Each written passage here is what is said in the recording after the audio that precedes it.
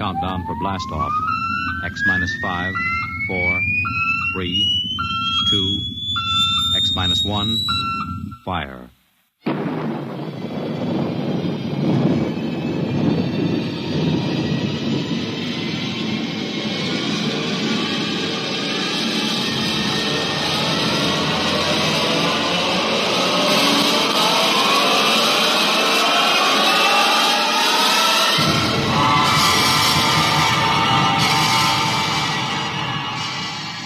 From the far horizons of the unknown come transcribed tales of new dimensions in time and space.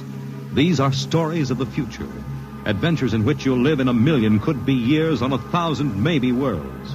The National Broadcasting Company, in cooperation with Street and Smith, publishers of astounding science fiction, presents X minus 1.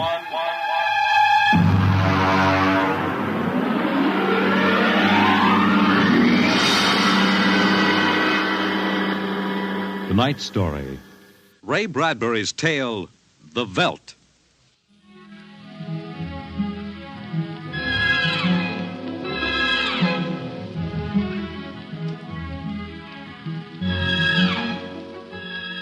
This is the office of Dr. David McLean, resident psychiatrist of the new Chicago Institute of Human Engineering. All right, Miss Carver, will you take this, please? To Charles S. Haworth, senior psychiatrist, New Chicago Institute of Human Engineering.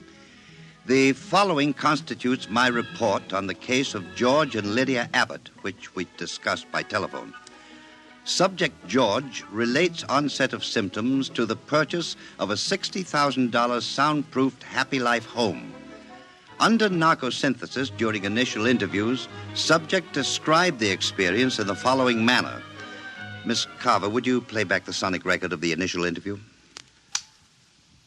We'd always wanted one, and then we could afford it, so... Go on, Mr. Abbott. Tell me about the home. The home.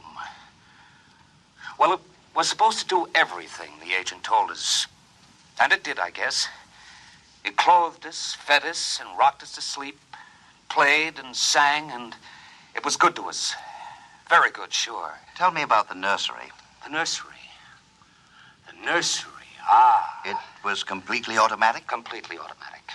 There were crystalline walls that wavered from 2 to 3 dimensions. There were pseudo-textured floors that shifted from brick to dirt to waving grass. The nursery was the best, but then we wanted the best for the children. Doctor, I must be crazy. We have no children. What about Peter and Wendy? They're your children. Oh, no. We have no children, Doctor. We have no children. All right, Miss Carver. To continue. After 3 sessions, the subject was able to recall and accept the idea that he had 2 children. He described the first day. All right, Peter and Wendy. This is your nursery. What's so special about a nursery, Dad? Plenty. Just go in and see. Do we have to? You'll be surprised. Gee. Go ahead. I'm scared. I'm not. Hey, it's nice in here. It is? Come on in, Wendy. Boy, look at the pictures on the walls. They're real. They're almost real. You can change them any way you like, just by thinking about it. Go on in, dear. Well, all right, Mommy. Hey, Wendy, look what I can do with the pictures. That's the White Rabbit from Alice in Wonderland. Sure. I just thought about it, and there it was. Let me try. Peter, let me try. Well, go ahead. Just think. How about Wizard in Oz? I want to see Wizard in Oz. Well, dear, there we are. Oh, they like it, don't they? Why shouldn't they? All I have to do is think, and they've got whatever they want in 3 dimensions. Color, sound, and smell. Oh, it's nice that we can give them all the advantages. Sure. What else are we working for, huh? Well, what do you want to do this evening? Well, the Petersons asked us over for bridge, but if you... We don't have to worry about the kids. They'll be all right in the nursery. Come on, Lydia. We deserve a night out.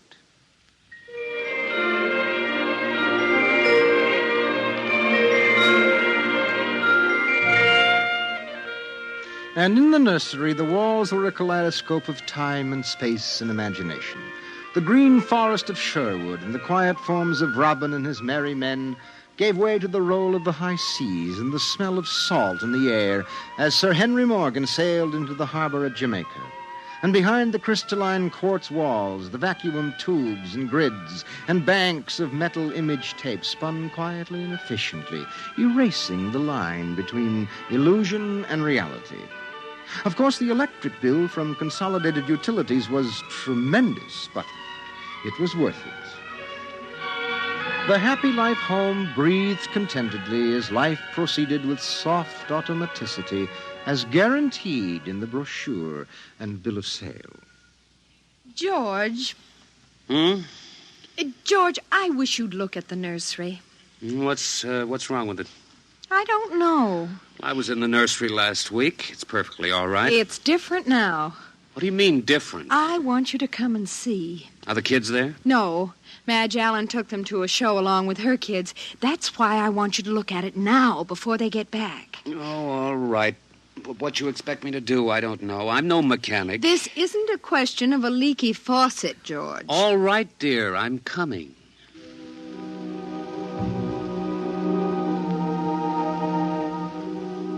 The nursery light flicked on as they came down the hall. The relays clicked and the tubes warmed and chemical odor banks and pipes bubbled into life as they paused before the closed door. Go ahead, George. Open it.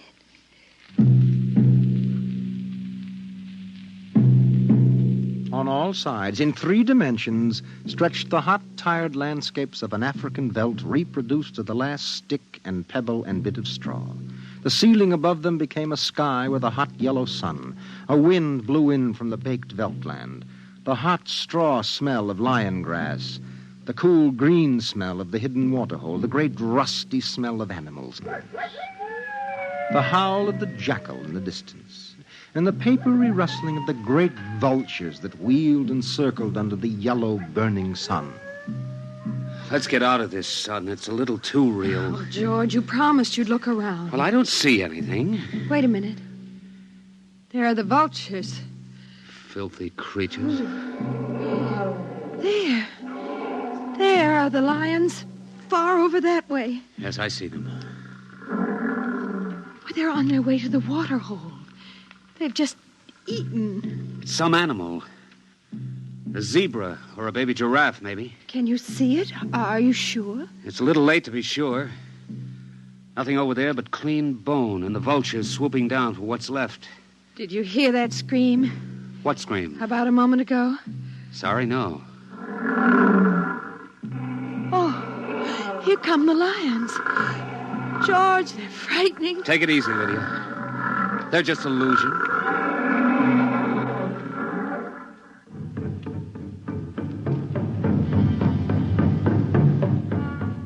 The lions were 15 feet away. So real, so startlingly real, you could feel the prickling fur on your hand, and your mouth was stuffed with the dusty upholstery smell of their heated pelts. And the yellow of them was in your eyes like the yellow of an exquisite tapestry. The yellows of lions and summer grass, and the sound of the matted lion lungs exhaling on the silent noontide, and the smell of meat from the panting, dripping mouth. George, I'm afraid they're so real. They're only an illusion, Lydia, that's all. Watch out! Ah! Out, quick, outside! They almost got us. Now, take it easy, calm down. I could feel their breath. Get a hold of yourself, Lydia. They aren't real. Walls, that's all it is, crystalloid walls. They look so real. Of course they do. But it's all dimensional color reactionary process, a metal tape film behind glass screens. It's all odorophonics and sonics. Now, here, take my handkerchief. I'm afraid. Did you see? Did you feel it? It's too real. Now, Lydia. And we've got to tell Wendy and Peter not to read any more on Africa. Of course, dear. I want you to lock that place up. But you know how difficult Peter is about that. I punished him last week by locking the nursery for an afternoon, and he threw a tantrum. And Wendy, too. Well, they live for the nursery. It's got to be locked. That's all there is to it. You've been working too hard, Lydia. You need a rest. I don't know. Maybe I don't have enough to do. I have too much time to think. All I do is set the menu selector dials at the beginning of the week. But that's the whole idea. The house is automatic. I know, but couldn't we turn it off for about a week and take a vacation? You mean you want to fry eggs for me? And darn socks. I feel like I don't belong here. The house is wife and mother and maid.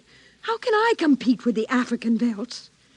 George, those lions can't get out of there, can they? Of course not, dear.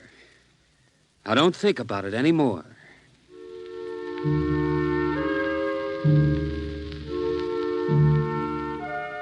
They ate alone. He sat idly watching the dining room table produce warm dishes of food from its mechanical interior. You forgot the ketchup. That's better. It wouldn't hurt to lock the children out of the nursery for a while. It was clear that they had been spending too much time in Africa.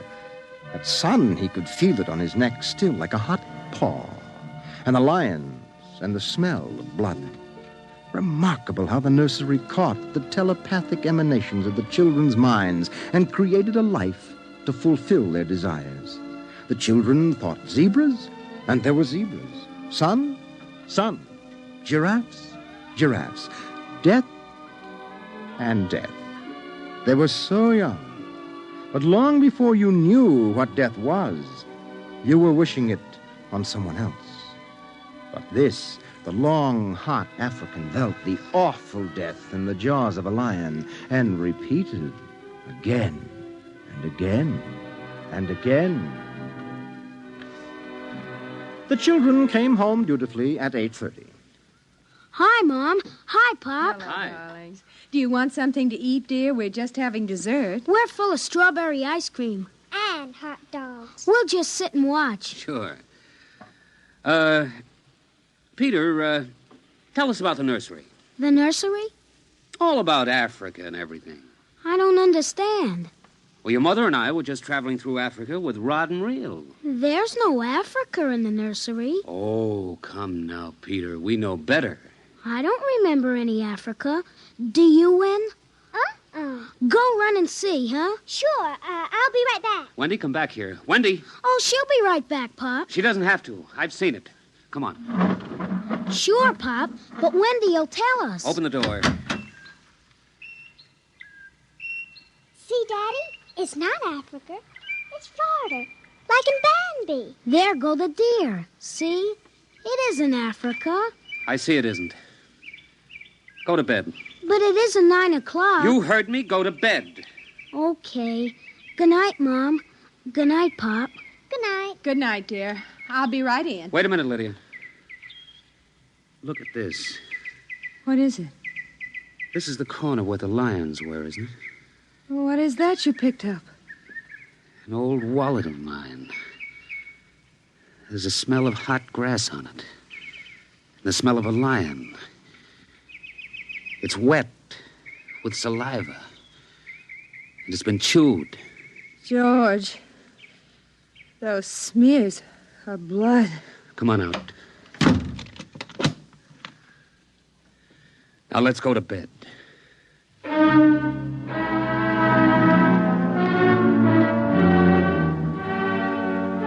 But in the middle of the night, he was still awake, and he knew his wife was awake. George, how did your wallet get in the nursery? I don't know. Wendy must have changed the walls from the African veldt. I'm going to keep it locked. Maybe it isn't good for the children. My father used to say children are like carpets. They should be stepped on occasionally. We've never lifted a hand. They're spoiled and we're spoiled. I think I'll have Dr. McLean come tomorrow morning and have a look at Africa. But it isn't Africa now. It's Florida and Bambi. I have a feeling it'll be Africa again before then.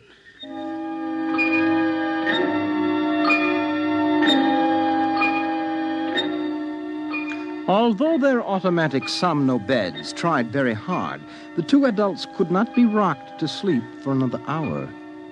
A smell of cats was in the night air. And in the morning, the stove cooked French toast, and the dining room table poured the syrup and melted butter. Pop, Yes? you aren't going to lock up the nursery for good, are you? That all depends. On what? On you and your sister. We feel you should have some variety, dear. I wouldn't want the nursery locked up ever. Well, as a matter of fact, we're thinking of turning the whole house off for about a month. Sort of camping out. Be fun for a change. Now, don't you think so, Wendy? No, it'd be awful. I don't want to do anything but look and listen and smell. What else is there to do? Oh, all right. Go play in Africa. Are you going to shut off the house soon? We're considering it. I don't think you better consider it any more, Pop. I won't have any threats from you, son. Okay, Pop. Come on, Wendy. Let's get back.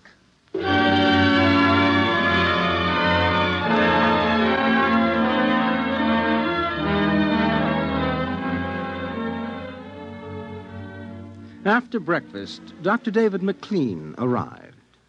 Oh, I saw the nursery last year, George. It looked all right to me. You didn't notice anything unusual? No, the pattern showed the usual violence, a tendency towards slight paranoia. All children feel persecuted by their parents. It's perfectly normal. There it is. Suppose we take a look at it now.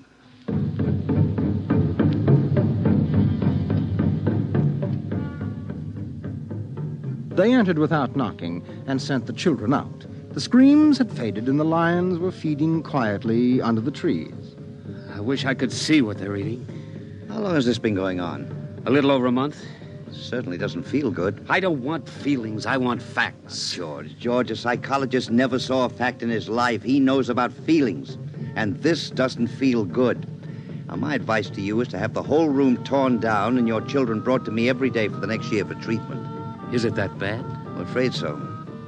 You know, that's why the nursery was developed originally, to let us examine the patterns left on the wall by a child's mind. But what is it? What's wrong with Peter and Wendy? Well, it's hard to say. I haven't punished them more than average. Oh, I took away a few gadgets. Last week, I locked the nursery to show I meant business. You've let this room replace you and your wife in your children's affections. This room is their real father and mother, and now you come along and want to shut it. Well, you can feel the hatred coming out of that sky. George, turn everything off. The nursery, the automatic kitchen, the whole automatic house. Start now. But won't the shock be too much for the children? I don't want them going any deeper. Let's get out of here. I never like these rooms. They get me nervous. Those lions look real, don't they? I don't suppose there's any way... What? That they could become real. Not that I know. Some flaw in the machinery, tampering? No. I don't imagine the room will like being turned off. Nothing ever likes to die, even a room. I wonder if it hates me for turning it off. Paranoia is thick today. Well, hello. Is this your scarf? It's stained. Brown. Blood. That's Lydia's. Come on, the main fuse box is out here. All right, go ahead. Pull the switch.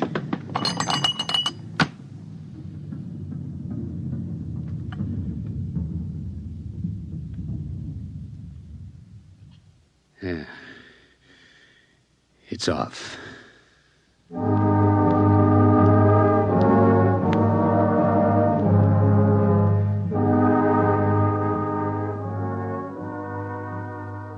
The two children were in hysterics. They screamed and kicked and threw things. They yelled and sobbed and swore and jumped on the furniture, weeping. It's off and it stays off. The whole house dies as of now. He marched around the house, cutting switches and pulling fuses. Don't let them do it. Don't let Pop kill everything. I hate you. I hate you. Insults won't get you anywhere. I wish you were dead. We were for a long while. Now we're going to start really living. Instead of being handled and massaged, we're going to live. Once more, Daddy. Just once more. One more minute of the nursery, that's all. Just one more minute. Oh, George, it can't hurt, really. Oh, all right. Only shut up. 1 minute, and that's the end. Forever. Gee, thanks, Pop. Thanks. And then we're going on a vacation. Dr. McLean is coming in half an hour to help us out. Lydia, turn on the nursery for just a minute. Oh, boy. Come on, Wendy. Come on. Thanks, Daddy. Thanks a lot. Just 1 minute, remember? Now, where'd I put those suitcases? Lydia! Don't shout, George. I'm right here.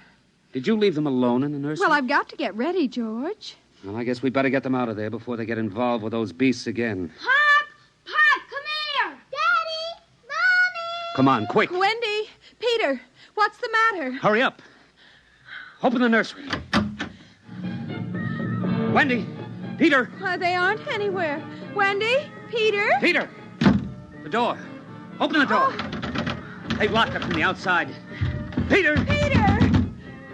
Wendy! Peter! Open the door, dear! Let us out, Peter! Open the door. It's time to go. Open the door! George! The lions! Peter, do you hear me? Open this door! They're all around us, George! Son! Son, do you hear me? Let us out! Son! George! Look out! The lions! They're coming! Ah!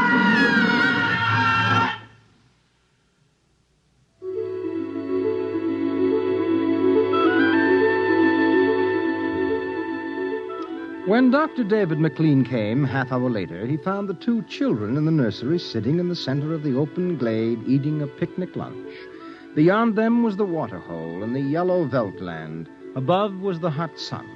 At a distance, Dr. McLean saw the lions fighting and clawing and then settling down to feed in silence under the shady trees. Hi, kids. Where are your mom and dad? Oh, they'll be here directly. Good, good. We've got to get along. He squinted at the lions with his hands up to his eyes. Now they were done feeding, and they moved to the waterhole to drink. A shadow flickered as the vultures dropped down from the blazing sky to finish what the lions left. Dr. McLean? Dr. McLean? Huh? What? Have a cup of tea?